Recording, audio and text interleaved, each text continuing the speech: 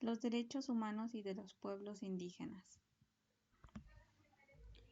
Hola, mi nombre es María Guadalupe Elquicira Barrera, soy del grupo Tercero A de la Facultad de Comunicación Humana perteneciente a la Universidad Autónoma del Estado de Morelos. En este video hablaremos de los derechos humanos que tienen los pueblos indígenas.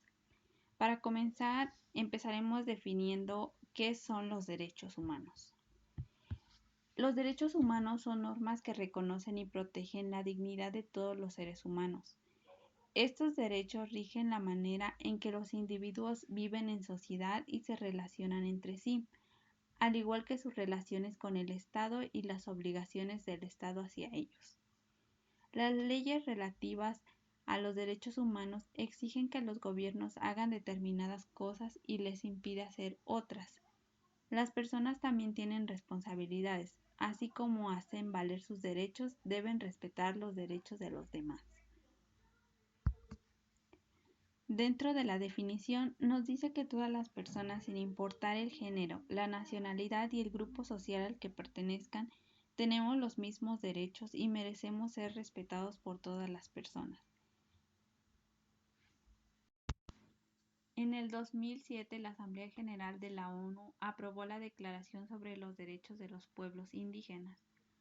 Aunque no constituye un documento jurídicamente vinculante, la fuerza moral de la declaración permitirá avanzar más en la solución de los reclamos de estos pueblos, comunidades y las personas pertenecientes a los mismos.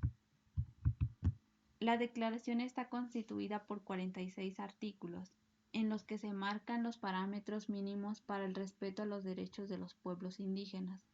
Dentro de ellos los relativos a la libre determinación, a la cultura propia, a la educación y a la organización, al desarrollo y al trabajo, a la propiedad de la tierra, al acceso a los recursos naturales de los territorios en los que asciendan y a un ambiente sano, a la no discriminación y a la consulta libre e informada sobre los temas que los afecten.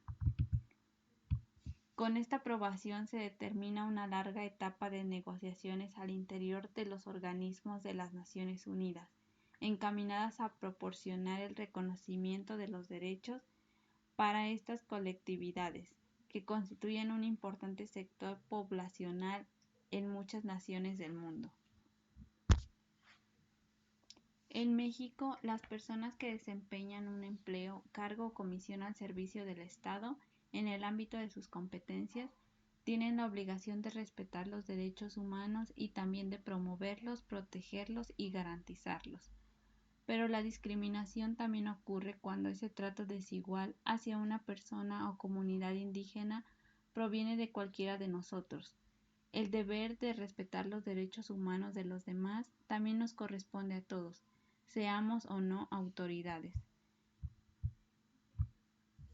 Esta situación no superada de la discriminación de alguna manera explica el por qué no se ha podido concretar una modificación constitucional que establezca de manera clara el derecho a la consulta previa, libre e informada a asuntos que afecten los pueblos y comunidades indígenas.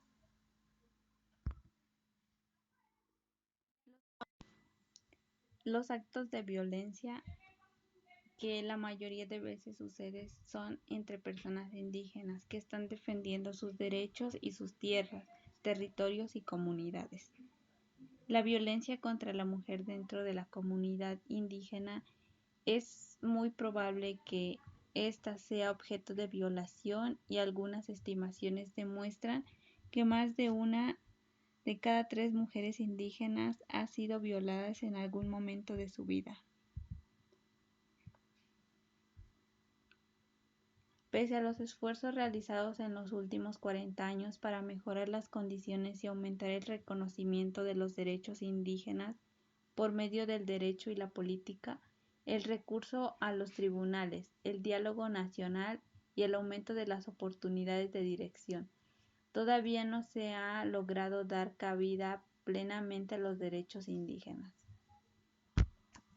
Como ya hemos mencionado, todas las personas, incluyendo los pueblos indígenas, tenemos derecho a algunas oportunidades en la vida, de derecho a la salud, a la educación, a la vivienda y tenemos derecho a que se nos respeten esos derechos y respetar los de las personas.